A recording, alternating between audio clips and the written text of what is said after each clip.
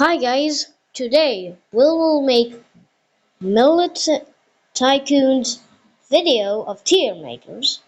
And first we got War Tycoon, which is actually good because it actually has good physics and they made good at this game and they put their hearts, all of their things to make this game, and I'm saying it's an S tier.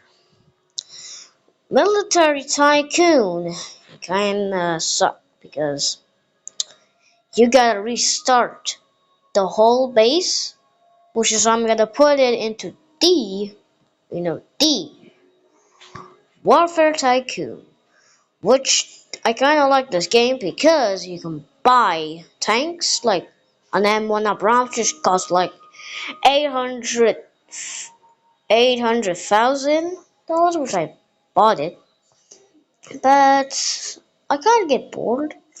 So, yeah, that's it. See you guys later.